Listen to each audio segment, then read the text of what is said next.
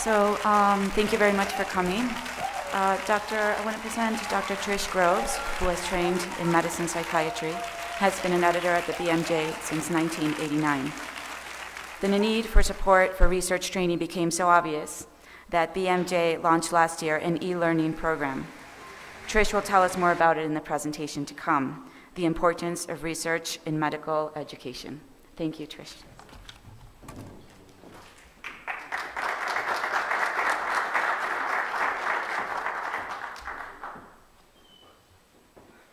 Buenos dias.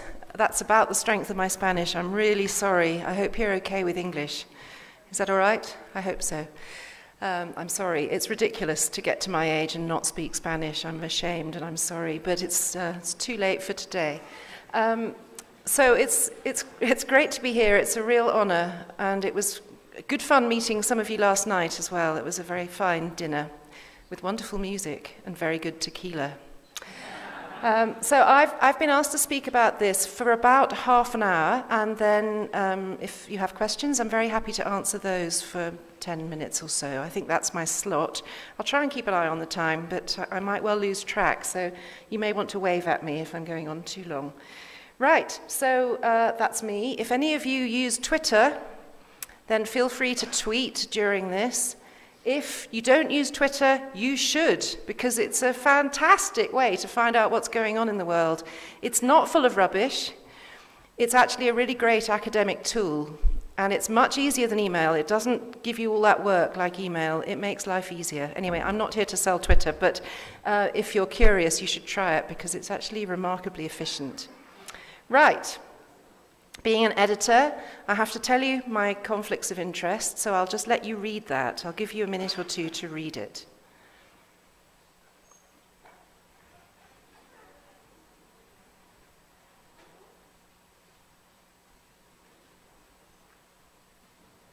But perhaps what I really have to confess is that because I've been an editor for 28 years, I have rejected thousands and thousands of manuscripts.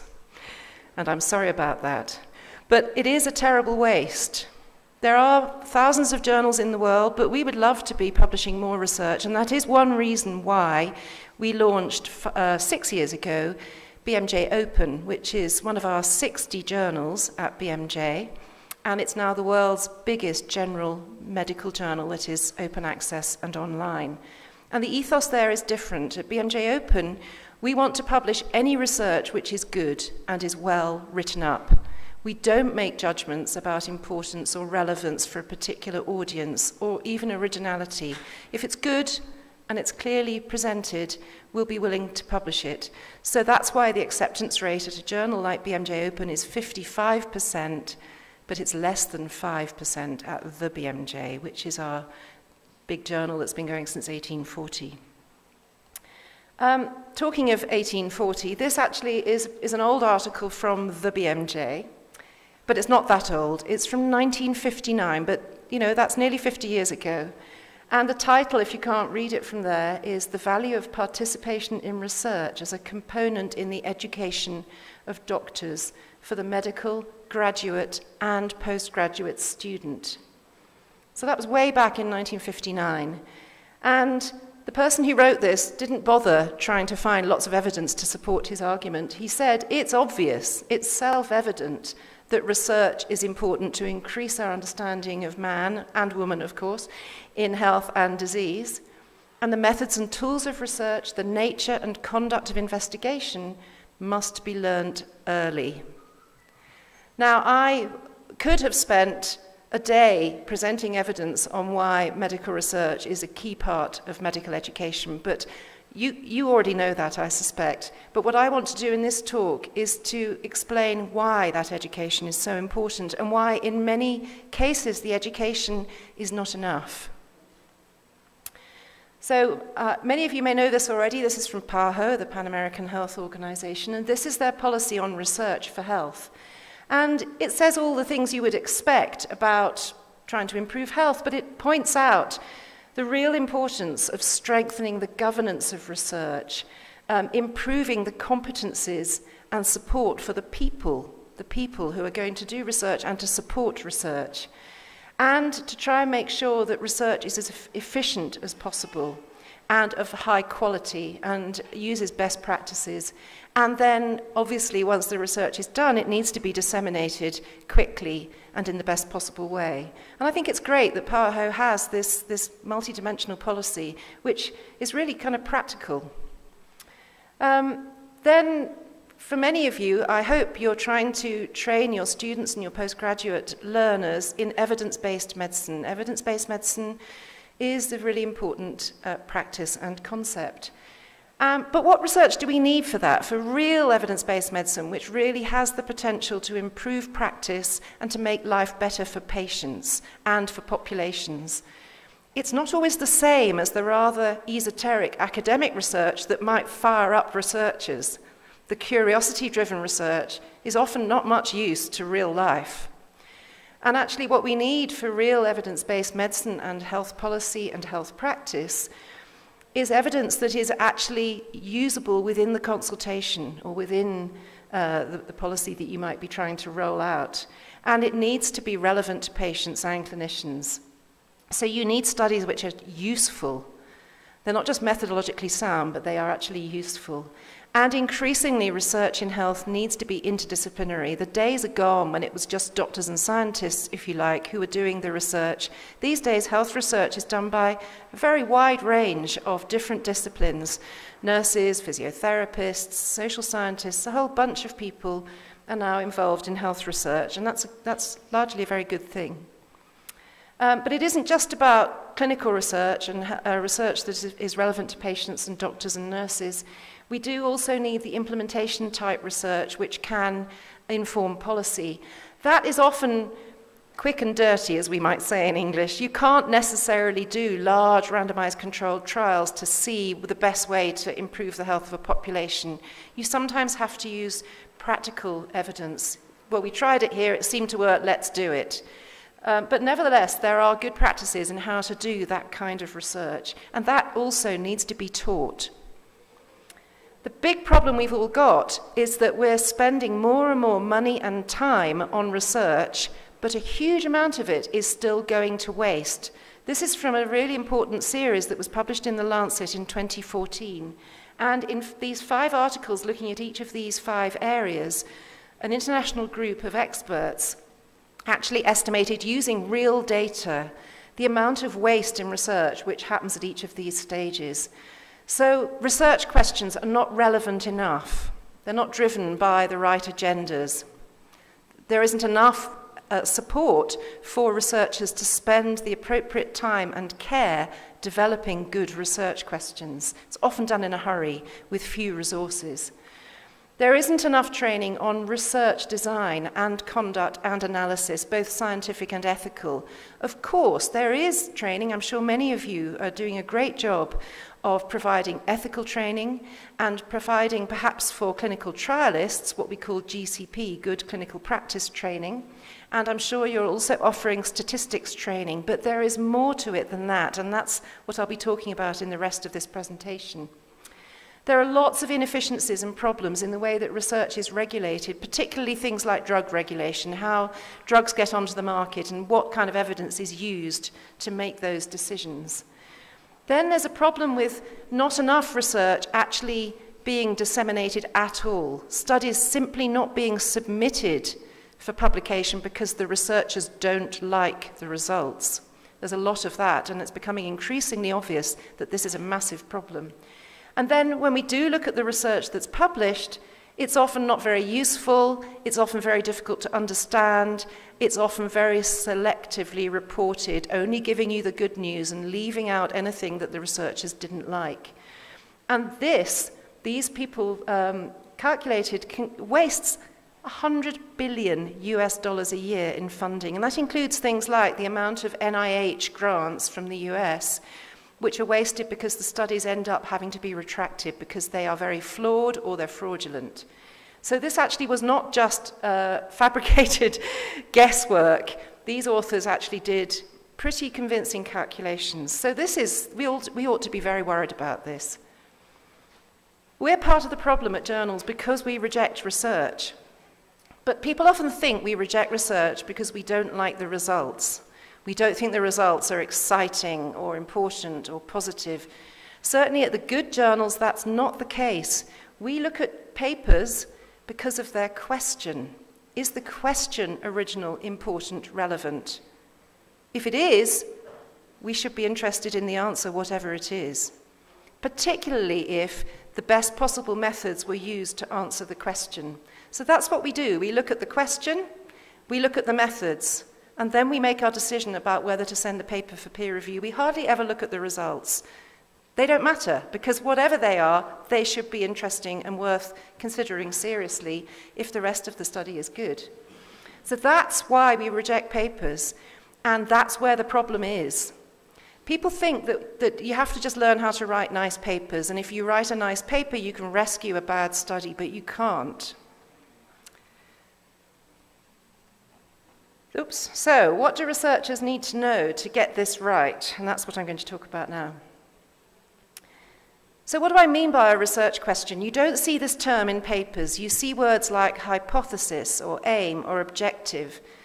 And it's more than those things, because those things are quite broad.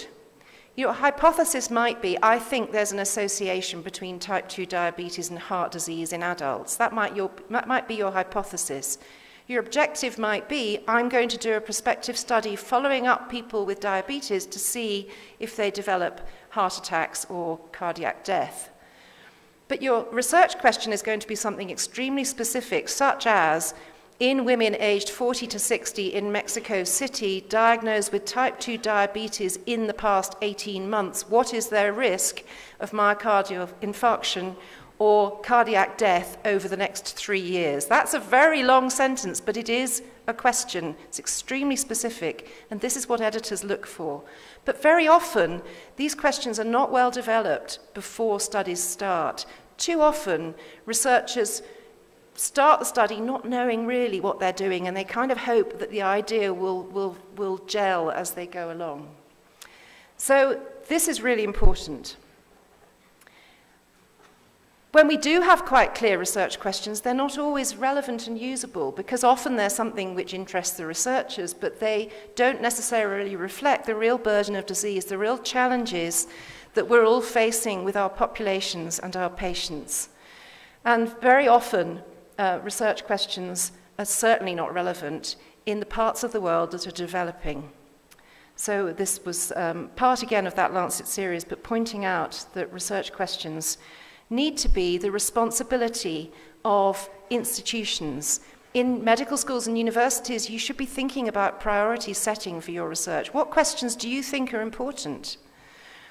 Funders of research often do think of this, but perhaps not often enough. Countries ought to be developing pretty clear research questions. I've seen fantastic examples from 2 African countries. Malawi and Rwanda both went through very detailed, comprehensive priority setting exercises, and they came up with really nice lists of research questions that they would fund for their researchers in their country because they're important.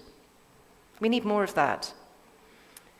So, as you'll have gathered by now, a poor research question is one that nobody really cares about. Very often the poor old researchers don't care much either, because they arrive in the lab or they arrive in the hospital and someone says, oh, you're here to do your PhD or your master's. Why don't you do this? Someone else did it last year, but they didn't finish. Why don't you finish it? Well, that may not be the best approach, but it's very common. Another thing we see a lot is using sort of real-world data, clinical data, electronic health records, that kind of thing. That can be a perfectly good approach. However, you should only approach a data set like that when you've already developed a research question, you've picked a good study design, you've thought about things like missing data and bias and confounding, and then you approach the data set. Because if you just go to the data set and run some statistical tests and find some nice p-values, that's not research, and you will struggle to get it published in a good journal, and rightly so, because it's probably very misleading, and it will give you results that are false. It's what we often call a fishing expedition or data dredging. So I often talk to researchers and say, do you use systematic reviews to help focus your research questions? And very often they say, what's a systematic review? How do I find them? And I say, well, why don't you ask your librarian to help you? And they say, but the librarian is the person that looks after the room where the books and journals are. And from my part of the world, a librarian is an information specialist. They're highly qualified. They're extremely clever and experienced at doing technical searches of literature. But that's not always the case. And fair enough, you know, it's an important resource, but it's not always possible in every setting. But there's a great deal of help out there from resources like this, so that a medical student can still come up with a great research question because they could spend one day digging into these resources and help focus their research question. It would be one day very well spent. The other thing we often don't see in a research question, which we want to see, is this idea of translating it later on into useful evidence. And you may know this PICO acronym that is used in evidence-based medicine. Of course, in Spanish it means little, but actually in medicine it's a pretty big thing because it's about the people, it's about the participants or population or the problem that you're trying to address. It helps you to think about the intervention or exposure you're looking at in your study, any comparison group, and it helps you to think in advance about the outcomes and endpoints that you're looking for. And although these tools are often used for people reading research papers to try and inform their practice, they're also very useful to researchers, but we find this is not taught. This is not taught to people who are starting off in research, and it should be. This isn't taught very much. I know this is a bit complicated. This comes from the Centre for Evidence-Based Medicine in Oxford. But it's actually very simple. It's saying that certainly in clinical and public health epidemiological research, you have these kinds of studies. You don't really have a pyramid of evidence with randomized controlled trials and systematic reviews at the top unless your research question is, does it work? If your question is, does it work, does this drug or intervention work, then yes, a clinical trial is the best form of evidence and a systematic review of clinical trials is the best way to inform practice and policy. But if your question is what's happening or what's going on, then your highest level of evidence will be a descriptive study of some kind, not a trial. And people often don't get this. They often think, oh, there's no point in me trying to do a study because I don't have the resources to do something like a trial. Well, you don't need to. You need to be matching your research question with the right kind of study. And this, I won't go into the details here, but this shows that you can answer questions like what's happening, why or how is something happening, with often quite simple designs. And the thing we need to teach our young researchers is that it's much better to do a simple study and to do it well than to attempt something very complicated and not know what you're doing, get lost, and end up with something which doesn't mean anything and isn't going to be published usefully and is certainly not going to be used. So the traditional research paper follows this IMRAD structure, as we call it, Introduction, Methods, Results, and Discussion. And really you're telling a story. You're telling the story of your scientific method. It maps across to those things. And a good paper does tell a story. As editors, we want to know why you did the study, what you found, and why we should care. And I always tell researchers that they should show their paper to their mum or their old school friend, as long as they're reasonably literate, and they should be able to understand more or less what they did, why they did it, and why it matters. And if they can't, it's not ready to submit to a journal. I'm just going to very quickly whiz through some of the elements of what we try to teach and what I hope that you're teaching your learners in research. And it's very complicated sometimes because there are so many thousands of journals in the world and they all have different instructions for authors. But I always point people to these two resources because if you have these two things, you're okay. That's really all you need to know to write great research papers, but also to develop good protocols, good plans for the studies you're going to do. And the point about writing your paper is that you have to start the story with a good introduction. And often we see a very long introduction with 100 references because the author has done a dissertation or thesis and they want you to see all the work they've done and they've tried to squeeze in all their references into the introduction. And that is pretty boring. It's very hard to tell what the question is. And all we really want is just 3 or 4 paragraphs saying, this is my question, this is why it matters. It's simple. The methods actually is very simple, but this is the most important part of a paper, because this is the bit that will actually be useful to other researchers who might want to extend or perhaps confirm your work in their own setting. It's important to anybody who's trying to do a systematic review of studies like yours. It's very important to people writing clinical practice guidelines because they don't know whether your results are okay and whether they should include them in the guideline if they don't know how you got your results. But this is also really important to clinicians, because if an informed clinician reads a paper and thinks, this looks good, I want to do it with my patients, and then they look at the methods and it says, we use the Smith and Jones method for knee exercises, well, that's not much use, is it? What you want is a detailed description and a video and a link to somewhere where you can see what the exercises were and who is supposed to deliver them and how many sessions you need. So you want a lot of information in the methods. It's the most important part of a paper. But again, research training often focuses only on statistics and not on these things. This is the resource I mentioned earlier. It is fantastic. It's an important free resource. It's run from Oxford University, but it's global. I'm on the steering committee, but that's not why I'm telling you it's good. And wonderfully, PAHO has paid to translate all of the key information there into Spanish. So it's there for all of your researchers who are doing research, whether it's clinical, epidemiological, or indeed laboratory type, basic or fundamental research. There are really great guidelines there to help them develop their research, to write great protocols, and then to write really good papers. Now, the results. I've sort of said results aren't important. Of course, ultimately they are important as long as you can trust them.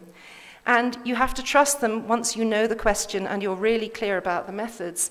But you also need to see what the results were, and this is often actually pretty messy.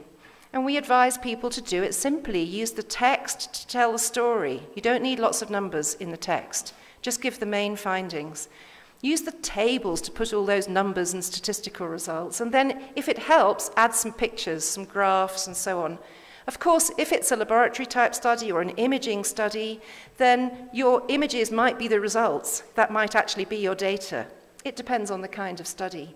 But there's a lot here, as you can see, which goes beyond just statistical testing and how to put your results there. It's more complicated than that.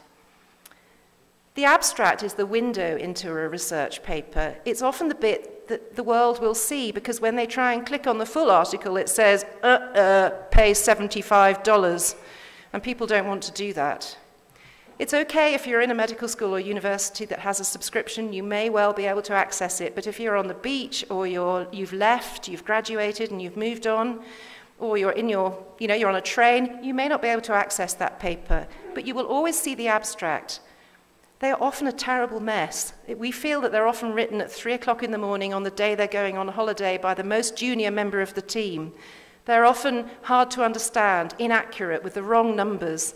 We think that very often authors send us version 1 of the abstract and version 15 of the paper, and they forget to update the abstract. But journals use abstracts very often for screening submissions, and very often they'll reject the paper without reading anything more than the abstract. And those of you who are peer reviewers will know that these days what you get is an email that says, would you like to review this paper for us? Please review this paper for us. Here's the abstract. If the abstract is a mess, you don't understand it, you don't like it, you can't tell what they did, you either won't reply because you're very busy or you're cross, or you will say no, and both of those things will slow down the peer review process for the paper. So abstracts are really important, and I would urge any of you who are training people in research to have workshops practicing how to write abstracts. And you can do this if you've never done a study. That you can do exercises where your learners look at a published paper, but you have taken away the abstract, and then they have to try and write the abstract. It's a fantastically useful exercise. It's also useful for anyone who wants to learn how to do peer review. Then there's the discussion, and for many people, this is the spin, this is the journalism. This is where you try and sell your findings to the editors, the peer reviewers, to the readers, ultimately.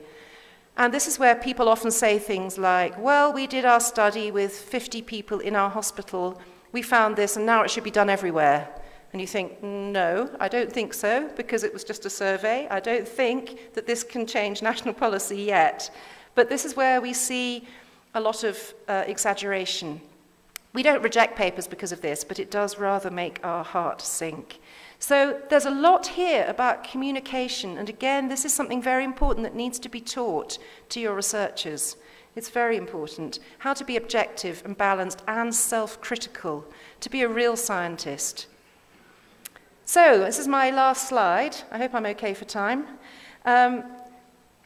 As you may have heard over the last day or so, and you may have seen out in the exhibition hall, we have launched this e-learning program, and it's specially aimed at medical schools, colleges, universities, to try and help improve the education on health research. And we've teamed up with the University of California, San Francisco, UCSF, to present this. And you can see there the courses. So it includes how to write a paper, but it includes a lot on the peer review process and how to get through it, how to be an ethical author, how to not do things like plagiarism and fraud, and not have terrible fights with your co-authors. And importantly, the UCSF modules and courses are about how to do great research. So it's the A to Z. It's everything from how to do a good project, how to plan it, how to run it ethically and scientifically, and then how to report it. The whole thing is huge. It's 200 hours of e-learning, 48 modules, each one lasting about 4 hours. But the point of it is that it's comprehensive in a way that you could say to your medical students, why don't you do these 3 courses, or these 2 modules? You could say to your experienced researchers, these ones would probably help you because they're very much about getting through peer review. You could say to perhaps your PhD and master's students, these are the ones that would be good for you. So the idea is it's a platform and you can help yourself. You have a login, you can help yourself to which bits you need. It's not a program that you have to start at the beginning and work through to the end, although it is also set up that way, so that we are talking with some institutions where they are building this into their curriculum. And the idea is that students do their homework by taking the module, and then they come to class with a tutor to discuss the application of what they've all just learnt to their own projects and to their local setting. So I hope that might interest you. It isn't free. We want it to be sustainable. We want it to be something that we can continue to update and keep the quality. But I hope that you'll find it interesting and not as expensive as you might think it is. But that's the sales pitch over. I'm an editor, not a salesperson. So that's it really. But what we're trying to do, all of us, is make the world a healthier place. And if we're serious about training researchers, I would urge you to think about all the things that I've mentioned. And I'm sure many of you are already doing a lot of this and maybe are thinking of doing more. But thank you for listening.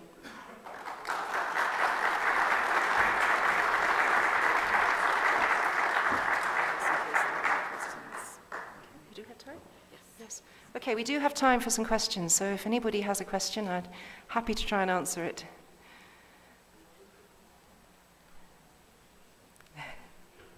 I'm going to be around, actually.